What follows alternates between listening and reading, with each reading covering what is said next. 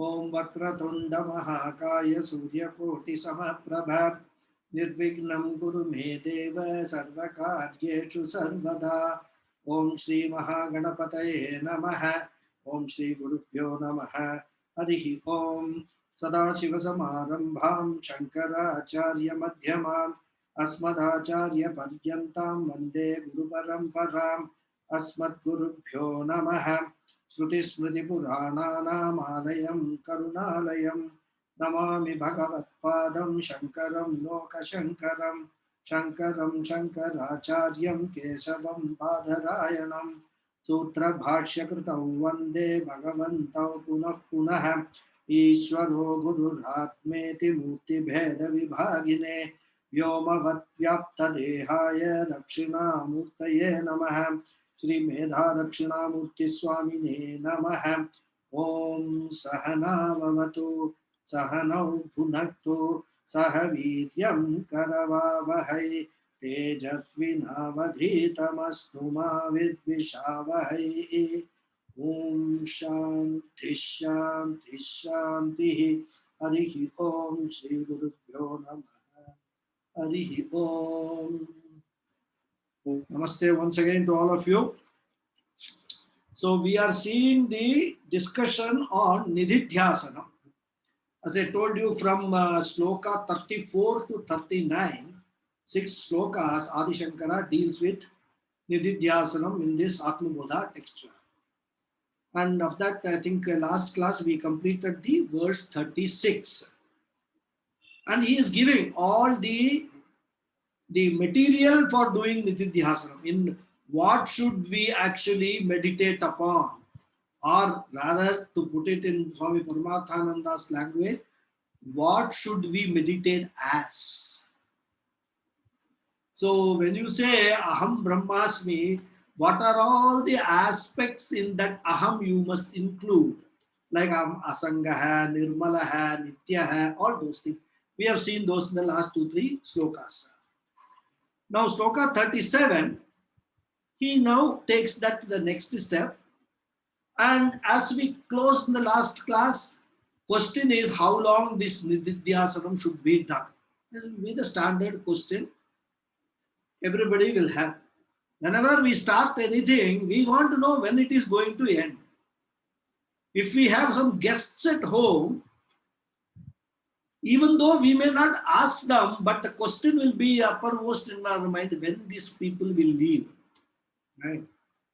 Similarly, I know that when I started the Vishnu Sahasranamam classes, there some students asked me, how long will this go?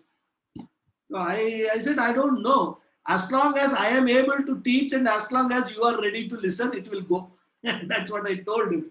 I said, it could be 2 years, 3 years, I don't know. It all depends upon how we progress, because we are going to study with the Bhashya.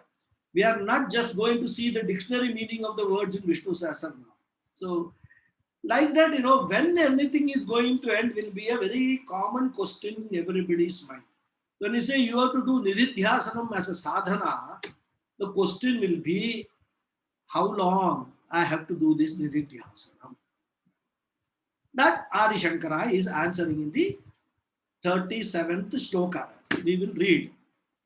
Evam nirantarabhyasta brahmaivasmiti vasanam aratya vidya vikshepan roga nivarasayanam. So he says what? Nirantara abhyasta, nirantaram abhyasta, continuously. Evam. Evam means in this manner. In this manner mean what? Purvokta prakarena. What all I have told you in the previous 2-3 slokas. Nirgunaha ahamasmi, asangaha ahamasmi, kevalaha ahamasmi, nityaha ahamasmi, nirmalaha ahamasmi, shantaha ahamasmi. All these, we have seen all these description of aham, me. So that thought, that understanding that I am not this body mind complex, but these are my real qualities. These are my real attributes. This is my real nature. On that, I have to do nididhyasana, meditation. So evam means whatever in the manner that has been already told, you have to do nididhyasana. And how long? He says nirantarabhyasta. Right? Antaram means gap. Nirantaram means without any gap. Continuously you have to do nididhyasana. Right? So question will be now, very good. Continuously. What do you mean by continuously? I am a grihastha. I have got so many responsibilities. You mean to say that I have to sit and do nididhyasana? I have got a wife or a husband. Either way, if I keep doing nididhyasanam and leaving aside all other responsibilities, this will be the end of my Vedanta studies. So how long should I do is the question. Right? And in fact, as Swami Paramathananda points out, it is for the grihasthas only nididhyasanam is more important. Because for a sannyasi, he doesn't come across a viparita vritti. On the one hand, a grihastha will say aham brahmasmi. Then when he faces his father, mother, he will say aham putrosmi. Then when he faces his spouse, he will say aham bhartasmi or bharyasmi, as the case may be. So like that, when he comes across the children, the thought vritti will be I am father or I am mother. Similarly, sister, brother, all these viparita vrittis, the vrittis which are viparitam to aham brahmasmi vritti, aham asangaha vritti will all come. Well, for whom? For a grihastha. For a sannyasi, there is no relationship at all. He is no father, no mother, no brother, no sister, no wife, no husband, nothing. This vritti will not come at all for a sannyasi. Yes, sir, it is easy for a sannyasi to do aham asanga. In fact, he need not do nididhyasanam of aham asanga at all. For a sannyasi, a viparita vritti could be a krodha vritti. Suppose somebody is doing something, he may feel little angry against that person. Again, coming back from his previous orientation. So for that, he has to do nididhyasanam to remove that krodha vritti. Aham shantaha, aham shantaha. This is the vritti that he can do nididhyasanam. But aham asangaha, he need not do nididhyasanam unless, as Puja Swamiji says, some sannyasis have got the sangatvam with their this thing they carry. What is that called? The old English. Some sannyasis have got very much attachment towards that, this thing that they carry. Or some sannyasis. Tiruvodu. Huh? Tiruvodu. Tiruvodu in Tamil solluvom, but English la enna solluvan theriyala. I know, it doesn't matter. As long as you understand. Because that is the most prized possession they have. And that is a very costly thing also. It's not very easily available. It's some thousands of rupees it costs. So maybe because when he became a sannyasi, somebody gifted it to him. No, it become a prized possession. So he doesn't want to lose it. That sangatvam is possible. Or as another Swamiji says that some sannyasis have got sangatvam even with their kaubina. He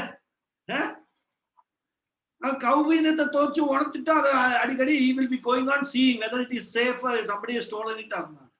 Sangatvam. So this is possible for a sannyasi, but sannyasi will never have a aham putrosmi, aham pitosmi. This vritti will never come.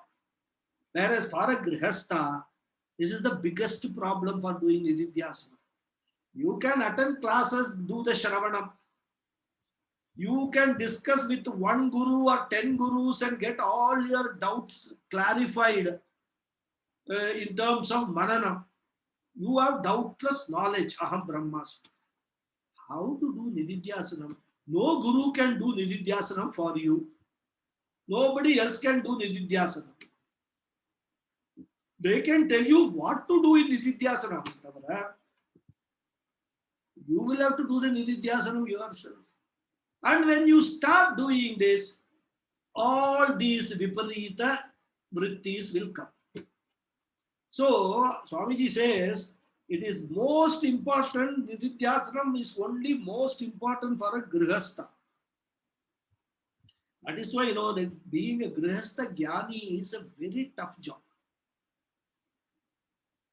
And realizing that only Adi Shankara keeps on advising, if you want to come to Vedanta, take sannyasa. But again, these days taking sannyasa is also not an easy thing. You take sannyasa, people will have high regard for you, they will feed you, they will take care of you.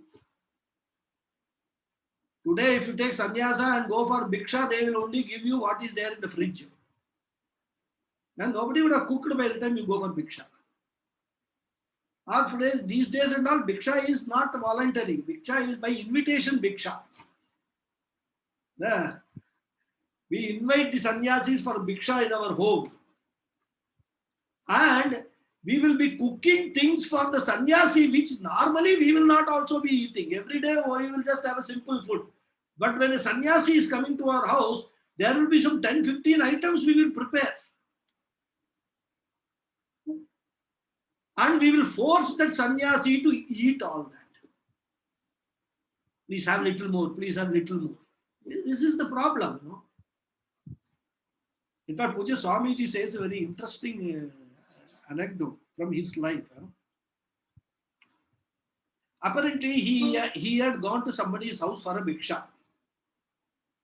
And for whatever reason, they had prepared some dish out of this bitter gourd, pavaka. And Puja Swamiji doesn't like pavaka. But then that is not his preference. Right from childhood, he doesn't like pavaka. But then they had prepared that pavaka dish. So they served him. And Puja Swamiji thought that they have done with so much of love that I should not keep it aside. I must, whatever is there, I am a sannyasi, I should eat. There should not be any Veda I should see in this. So he took that pavaka, ate it fully, whatever was served. Now the host thought that Puja Swamiji's favorite dish is pavaka. So they served him more, one more round. He said, oh, very good, very good, very good. He said, enough. But they said, no. It seems you like it so much, so you have more. So with great difficulty, he had all that. So that episode was over. Now Puja Swamiji went to the US. And he was invited to somebody's house for bhiksha. Those people did not know what Puja Swamiji likes. And normally people will not ask sannyasis also what you like. So what happened? Those people somehow were related or knew these people who had hosted Swamiji here in India. So they called them and asked, what does Puja Swamiji like most? They said he likes pavaka. They said, very good. Then they also got pavaka and made pavaka and served him pavaka there also. And they told Puja Swamiji, no, we called up those people. They said that you like pavaka. So we have made 2-3 dishes out of pavaka. One pavaka pitla, one pavaka poriyal, and all that they had made. Puja Swamiji did not know what to do. So he said, okay, very good, very good. Then he ate. In the meantime, in that circle in the US, this news has spread that Puja Swamiji likes pavaka very much. What happened? Everywhere he was invited, invariably they made pavaka and fed him. So then Puja Swamiji felt that it is the God's way of punishing me for my preferences. Being a sannyasi, how can I have a preference for not eating pavaka? So this is Ishwara's way of telling me, giving me a message. Don't have such preferences. Whatever you are served, eat it, relish it. So why I am saying this is, Even sannyasis also can have preferences, but their preferences are rather there, they will have some sort of a raga, dvesha, and all that. But that will not be related to the sangatvam and all that. So that is why, coming back to the grihastha business, we might have done Shravanam, Mananam and all, but Nididhyasanam, unless we complete it and do it properly, this Aham Brahmasmi, this understanding that I am Nitya Mukta will never come. All that we have done in Shravanam, Mananam will be a good education. Maybe, if we have another life, in the next life, it may help us. That we don't know that. Okay. So, more than a sannyasi, it is for a grihastha, and nididhyasanam is very important. On the one hand, he will say, Aham Brahmasmi, and suddenly a son will come. He will say, Daddy, Daddy. So what will you do? Yes, Bete, we will say. Okay. So, this vrittis, that Aham Pitosmi, Aham Putrosmi, all these vrittis are called Ahankara vrittis. So there we are identifying ourselves with every feature, attribute relating to this body-mind complex. So these are actually contradictory vrittis. Aham Brahmasmi and all the other vrittis which we, the Grihasthas, face, they are totally contradicting each other. And unless we somehow get out of that Viparita Bhavana, this Viparita vrittis, because as a grihastha, without permission of your parents or without permission of your spouse, as the case may be, you will not be given sannyasa diksha also. Now, once a grihastha, you are caught in that. Unless there is a very rare chance that you can become a sannyasi, where your spouse also is following a spiritual path, understands fully well the need for the sannyasa for doing the nididhyasana. So that the spouse will agree, okay, you can take sannyasa. Then you will get a sannyasa diksha. Unless that happens, no Mahatma will give you a sannyasa diksha for you. So grihastha ashrama is a very tough ashram from a spiritual point of view. That's why it is most challenging ashrama. But then we have no choice. We are into Vedanta, we are into spiritual this thing. Some Ishvara Anugraha has happened somewhere because of some Purva Janma Punya and all that. In this Janma, we have got a inclination to come and learn what this is all about. Do the Shravanam. So, from that perspective, we are actually what we call, it's not a correct expression, between the frying pan and fire kind of a situation we are in. So, that is the situation so far as Nididhyasanam is concerned. Now you have a Krodha vritti, anger is there. So you have said something, or your son or daughter has said something and you have reacted to it. What will you do under those circumstances?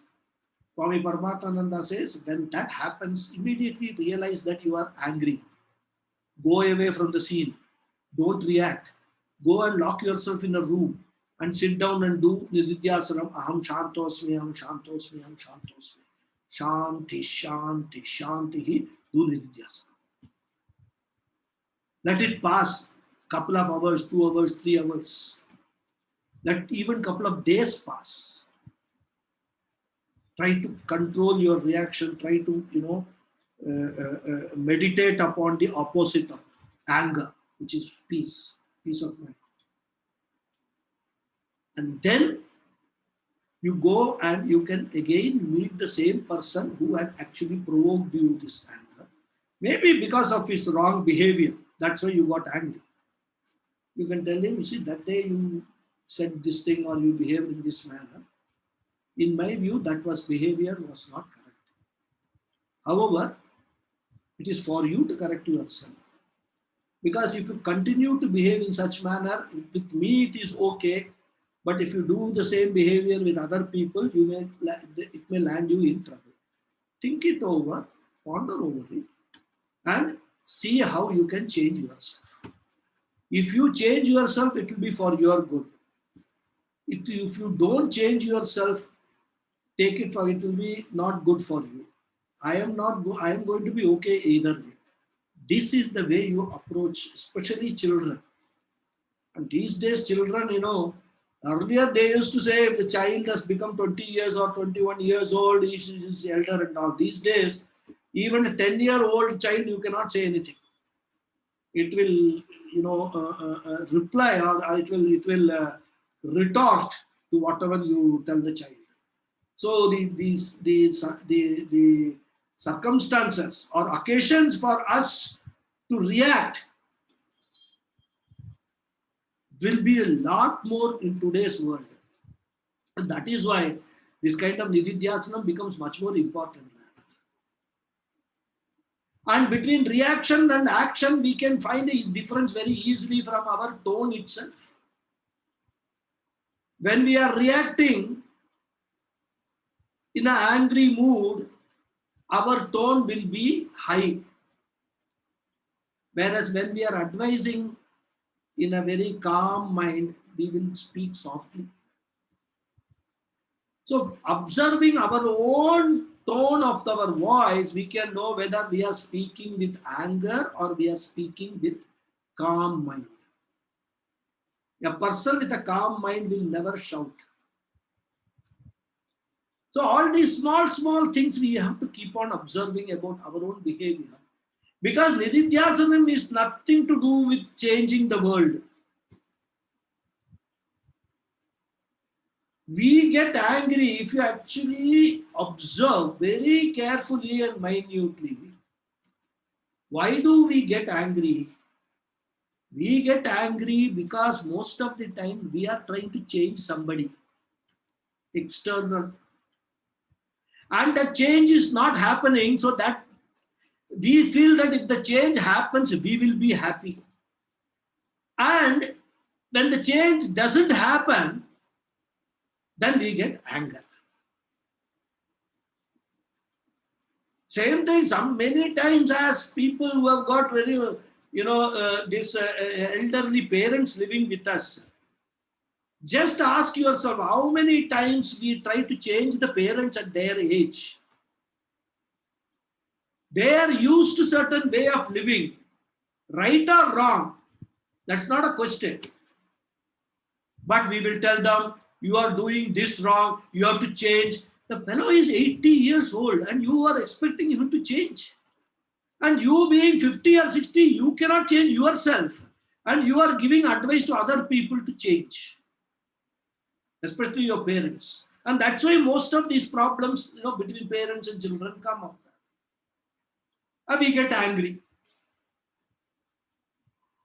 So, all these things which go around us, a Vedantin will observe very minutely, objectively, from his own perspective. The only person who needs to change is myself. Nothing else needs to change in this world. I just need to learn to accept everything, everybody as it is or as they are. Since I am not able to do that, all this problem of, sorrow, anger, everything I am undergoing. So this nididhyasanam is that change management process. Changing from aham dehosmi to aham brahmasmi. So this is the whole process which he is saying. So this has to be done nirantaram, continuously. Not for 1 hour a day or half, say 2 hours a day. 6 to 8 nididhyasana. 8 to 10 fight with wife. 10 to 12 fight with parents. That is no nididhyasana if you have this kind of a timetable. So nirantaram abhyasta. So we have to do that continuously. Right? And if there are certain things which come still when we are in the process, we just have to accept them as our prarabdha.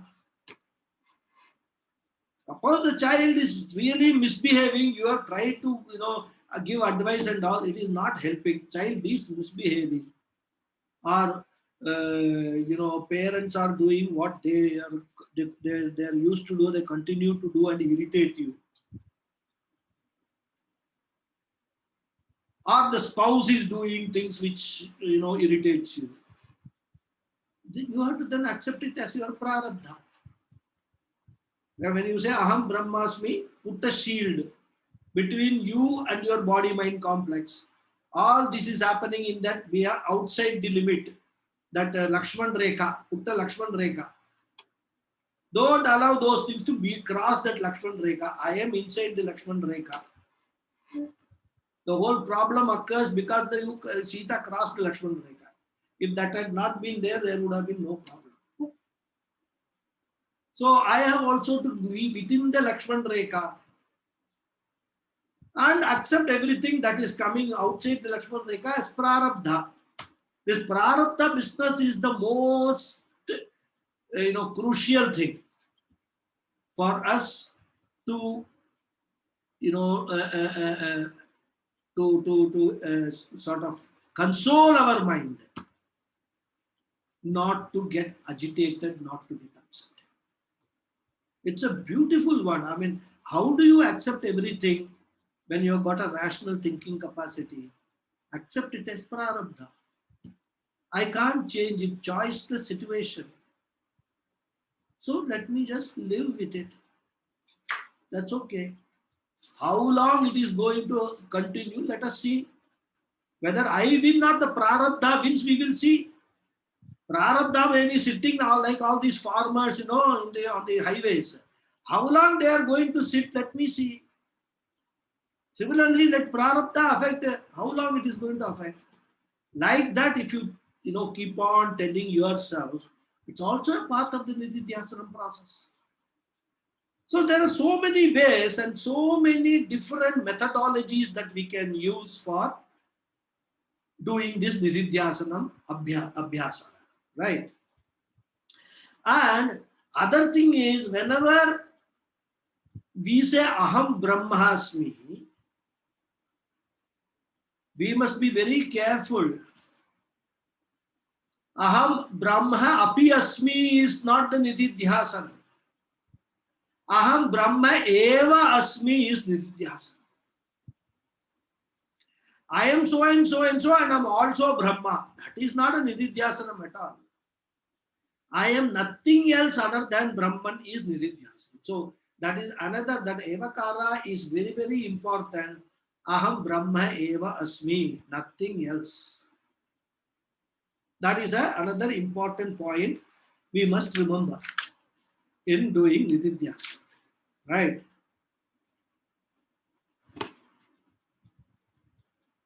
And that's why even in Sandhya Vandana mantra, when we say, just before we do the Gayatri Japa, what is the thing we say?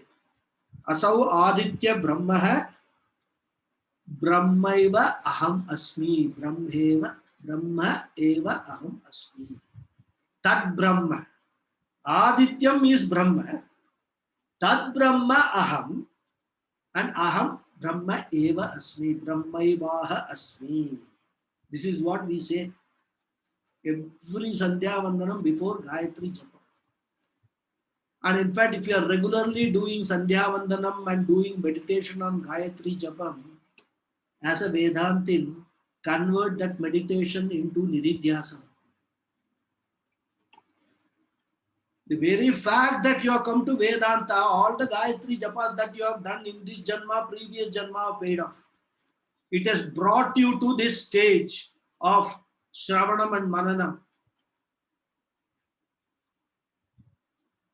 You are doing this, you are actually visualizing Aham Brahma Eva Asmi just before the Gayatri Japa, sadhana. Convert the Gayatri Japa into Nididhyasana. Continue from that Aham Brahma Eva Asmi up to Aham triptosmi, aham purnosmi, whatever is there, whatever nididhyasanam you want to do, every day change it also, doesn't matter. One day you do aham triptosmi, one day aham purnosmi, aham asangosmi. Different nididhyasanams, if you add color, variety to your nididhyasanam, there are so many things. Aham nirmalosmi. So many things you can add. So these are all ways and means how we can actually build a nididhyasanam schedule within our otherwise grihastha schedule. So many things we can do if we start thinking about it. Lot of things we can do to do nididhyasanam even as a grihastha. So that is what I just wanted to point out, right? So as Swamiji says, as per the situation, we have to convert into. And what he says, iti, yeah, aham triptos, correct.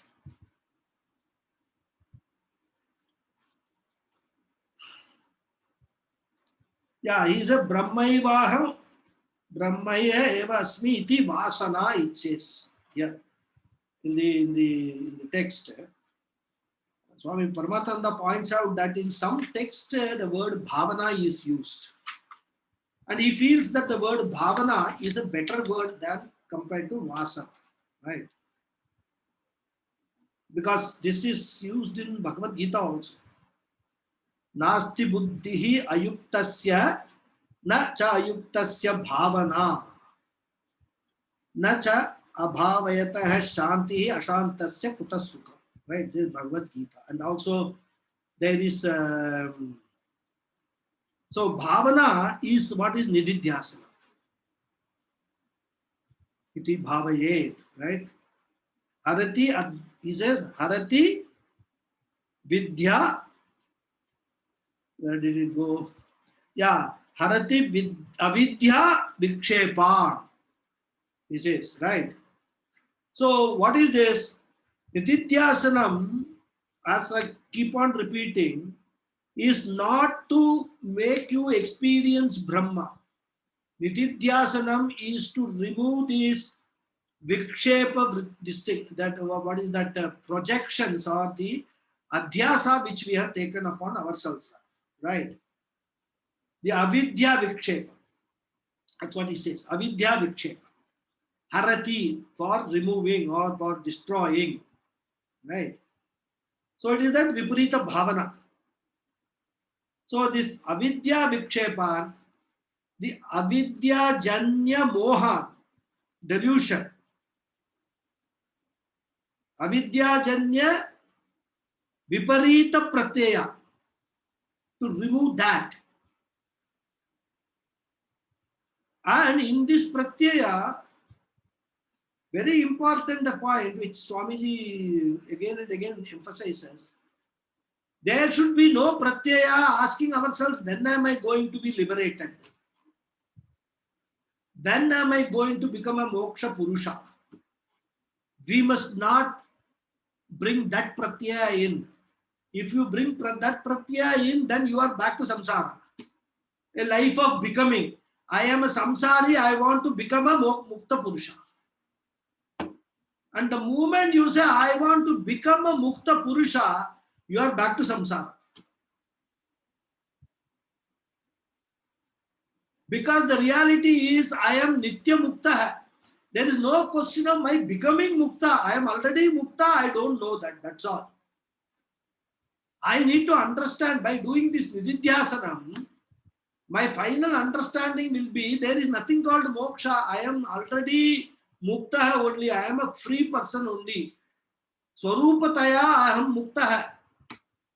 Sharirataya aham baddha. So, if we have that idea, when am I going to become mukta purusha, or when I am going to attain moksha and all, if you have that idea, it will completely nullify all the benefits of nididhyasanam that you might have gained it in. And that is why, going back to the first question, How long this will last is an irrelevant question.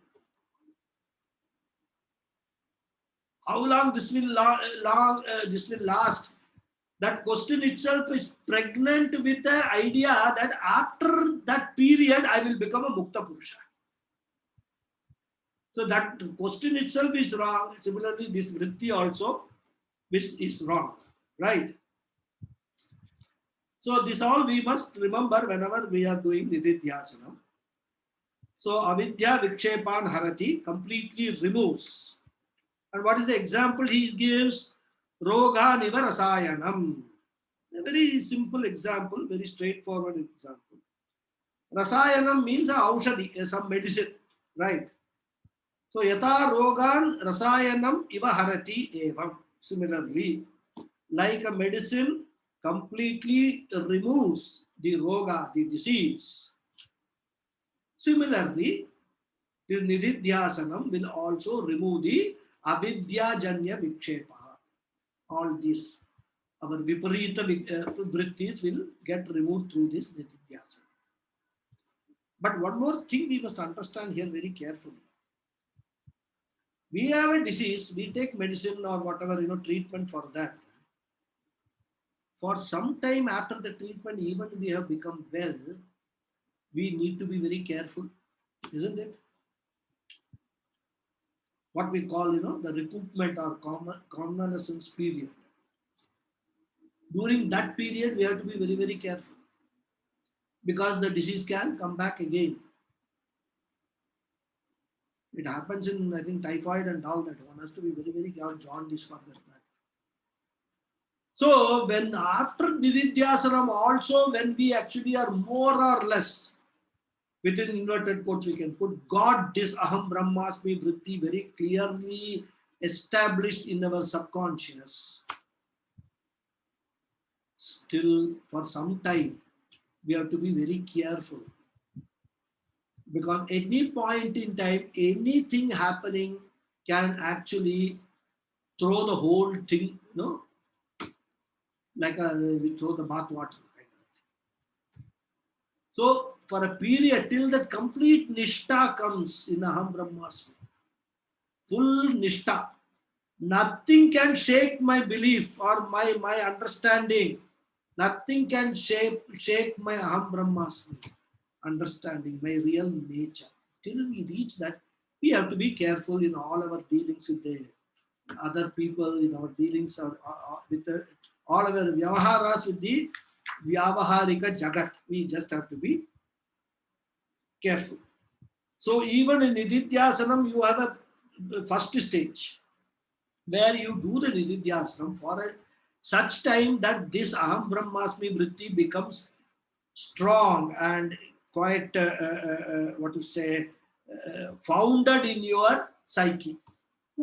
Then there is an intermediary stage where you have to be like a patient in convalescence. Be very, very careful. And once you cross that stage, pass the test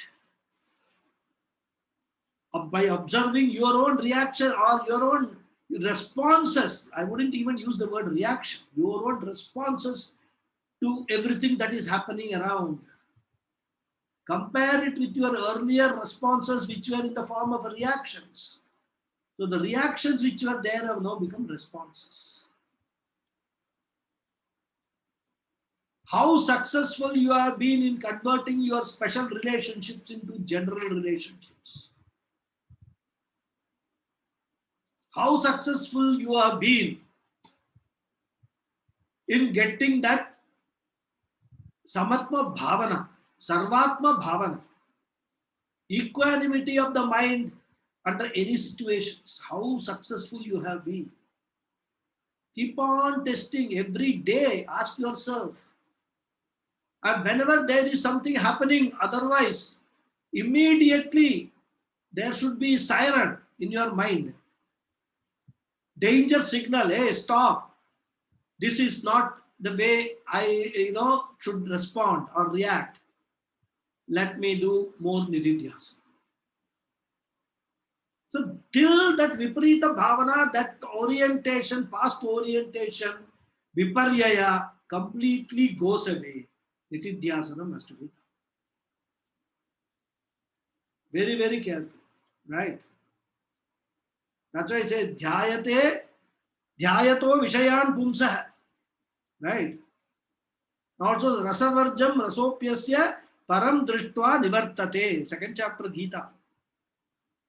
Even though we might have removed all these Viparita, this Viparyaya, the juice of that will still be there in the mind. The rasam of that. That's why elsewhere Adi Shankara says it has to be removed from the moolam itself, from the root itself, it has to be. So all these things are all there, we have to understand. And this example of this Rasayanam is a very, very nice example.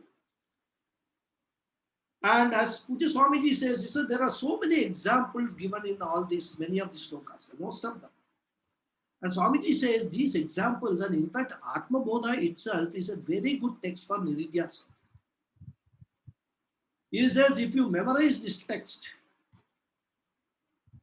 along with and then you understand the examples, a particular sloka with its example is a very good topic for Nididhyasana. Each and every one.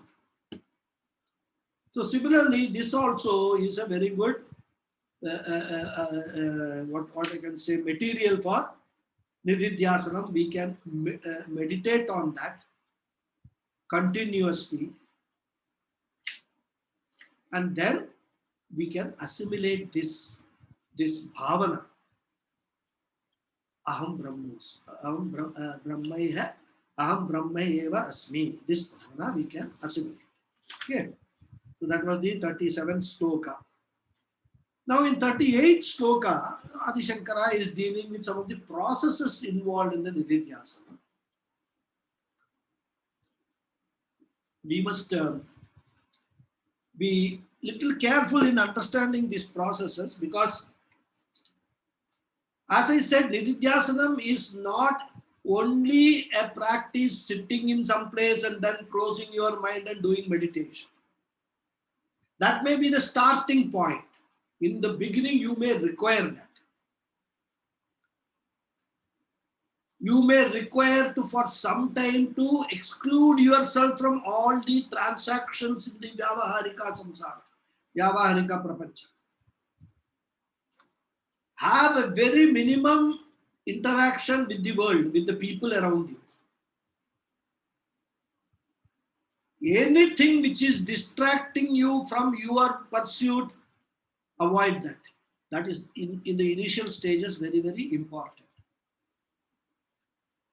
And in this sloka, that is what he is talking about. And that same idea Bhagavan Krishna has given in Bhagavad Gita also in the 6th chapter. So we will read this sloka. Vivikta desha asino virago vijitendriya bhavaye dekamatmanam tamanam yadhihi. So some instructions for Nididhyasanam Acharya gives. He says, Vivikta desha asinaha. The idea is there in Bhagavad Gita and also in Kaivalya Upanishad. All these places we find this. Kaivalya Upanishad says, Vivikta deshecha sukasanastaha shuchi samagri vashira shariraha. And then in Gita, as we all, some of you will know, especially Gopalakshmi Mama will know, Vivikta desha sevitvam aratir jana samsadi. Right. So, Vivikta deshe means Vijana Pradeshe, a secluded place, quiet and calm and quiet place. Asinaha. Asinaha means sitting. Obviously, one cannot do meditation standing. Isn't it? There, the legs will start paining. Then you will be meditating on the leg pain rather than on the Aham Brahmasmi. Right. So, sitting in a comfortable posture. Not necessarily that you, okay, I want to sit in this Padmasana only and all that. After some, if you're not used to it, after some time, this Padmasana pose will start troubling you. That will occupy your entire mind. Forget Nididhyasana. Whatever position is comfortable, sit in the comfortable position. Right? That is what Asinaha means. Right? And we have to take all the other details from Bhagavad Gita, how to sit, how to control the breathing. Start with first doing some 10-15 rounds of pranayama, anulom vilom pranayama. Because anulom vilom pranayama is supposed to calm the mind. Focus on your breathing. Start with focusing on your breathing. Calm the mind. Once the mind is calm, then only you can entertain whatever vrittis you want to entertain. Once the mind is agitated, it will get all sorts of vrittis which it likes. And those vrittis will keep on changing from nimit to nimit. So if you have to first manage your mind, gain mastery your mind, first learn to calm the mind. Like what we do to dogs in some houses. You go on barking. So first they will calm it. And then tell it what is to be done.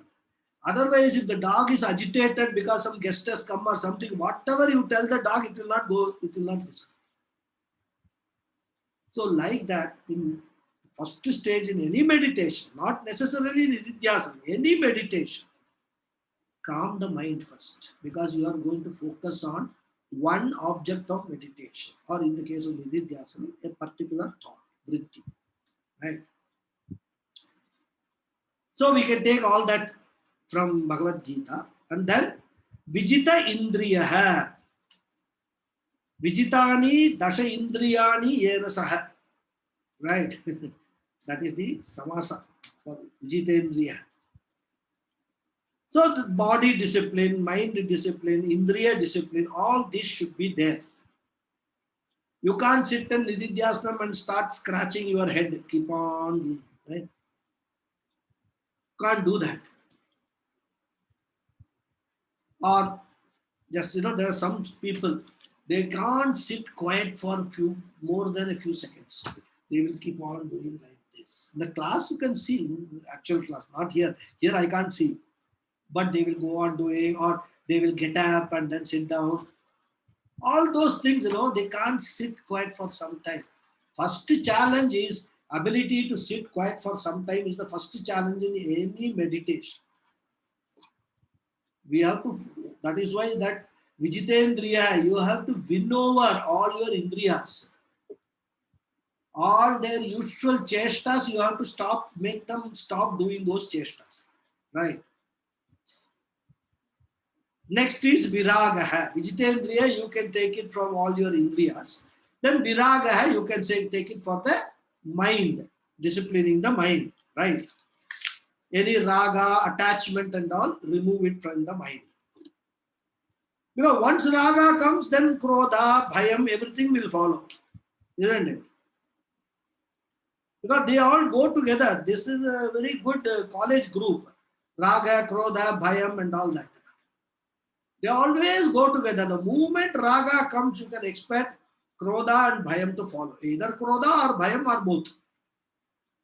In fact, many instances, krodha comes because of bhayam. So this is the triad, Teen Devya as they call it in Hindi. Raga, Bhaya and Krodha. Right? So worry will come. All this will come. So that we have to make sure that that doesn't happen. That is under control. So Ananyadihi iti buddhihi. Next he says, right? Without fixing the buddhi on anything else. Anyadihi means thinking of other things. Anya buddhi. Ananyadihi means without thinking of anything else. Only this thought for which you have sat in Nididhyasanam, only that thought should be there. Nothing else should be there. And for that, viragaha is very important because you have to remove all the other thoughts from your mind. So that is what it should be done. Then what it should be done? Next one he says,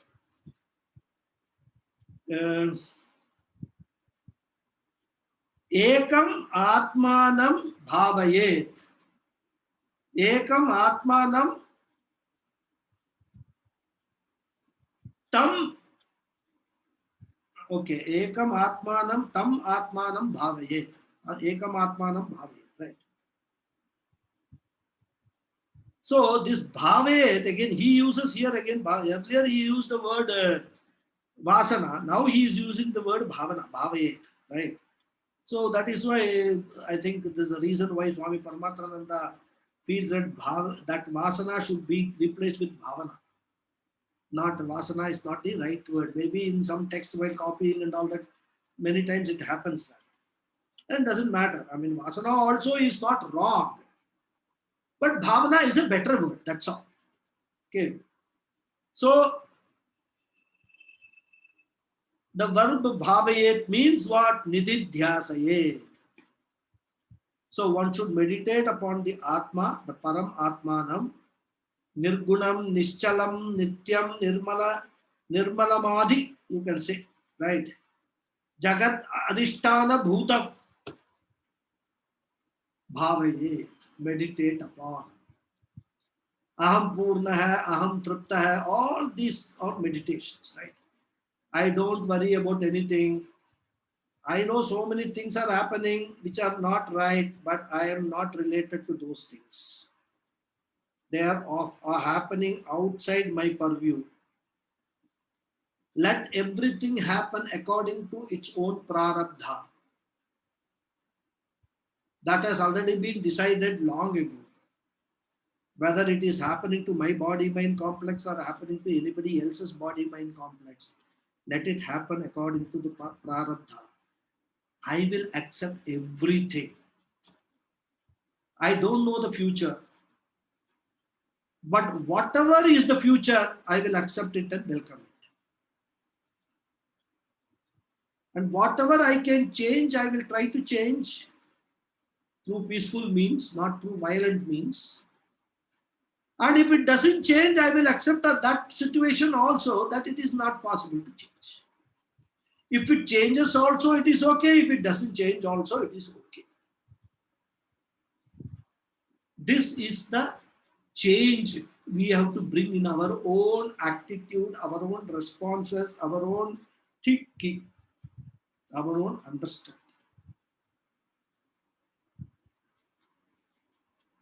So as Brahman, whatever is happening is all happening within me. Because I am the Jagat Adhisthana. So how can he reject anything?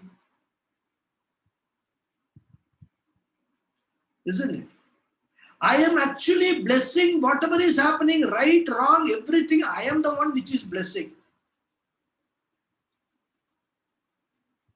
So I cannot reject anything. I cannot hate anything. I cannot extraordinarily love anything. And everything is happening because of that thing's own past karmas, for which I am the karma phala data, all right, but I have not given the karma phala based upon my whims and fancies. I have just seen their account, past account, and given them the prarabdha karma as per their own account balances. That's all. A bank manager at least has got a power to give some overdraft in a savings account. I as Ishwara, the Jagat Karanam, don't even have that power of giving any overdraft. Okay, this fellow is a nice fellow, let me give some extra prarabdha, good prarabdha to him. I can't do that. Whatever prarabdha is there, earned and then waiting for its maturity in his karma account, and each and every prarabdha, when it matures, that person or that thing will experience the result of that prarabdha. What I have done as Ishvara is I have actually, using the Maya Shakti, determined what prarabdha will, or what karma, what good karma or what punya will give what result, and what Papa will give what result. This much I have actually designed, the whole karma theory. I have designed. As Ishvara, I have designed with the help of Maya. Once I have designed that, then that works automatically. I don't need to actually interfere and all. And all these things I have designed and then given it as a manual in the form of Vedas to the entire humanity. And I expect the people who use the Vedas to know all these things. The user manual, they should be thorough with all the Vedas completely. All Vidhi, Nisheda are all there in the Vedas. I don't need to do anything. The manual will take care, the system will take care. That's why Pujya Swamiji keeps on saying, if you have to understand Ishvara as the order, the physiological order, the psychological order, every order in the nature functions as per a given particular rule. Gravity functions as a particular rule. It's an order of Ishvara. Gravity is an order of Ishvara. If you throw something up, it will come down. Order of Ishvara. Psychological order. So if you understand Ishvara as an order which controls, which governs this entire activities in this cosmos, that is Ishvara. And once those are already fixed, even Ishvara cannot change them. Ishvara cannot make the earth move faster. So all these things we have to understand. When we say Adhishtanam, Aham Adhishtanam Jagatkaranam Brahma Asmi, we need to understand all these things and then take everything into ourselves.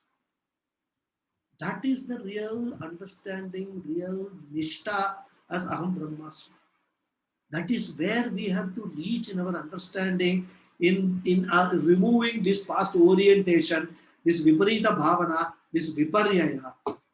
When we do that, our Jnanam will be without Shamshaya and Viparyaya. It will be pure Nishta in the Jnana. So that is what he says. So, Ekam, I am non-dual, Anantam, limitless, right? Bhavayet, Ekam, Atmanam, Tam, Anantam, Anyadihi. So all other words is Ekam word means I am non-dual, Anantam, limitless.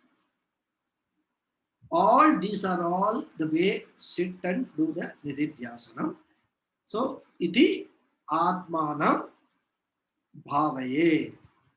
Meditate the self as this. As I am the limitless, non-dual Brahman. So that is what he says in this sloka. Your time is over. We will see the other slokas, next slokas in the next class. On today's Friday, on Tuesday. Okay.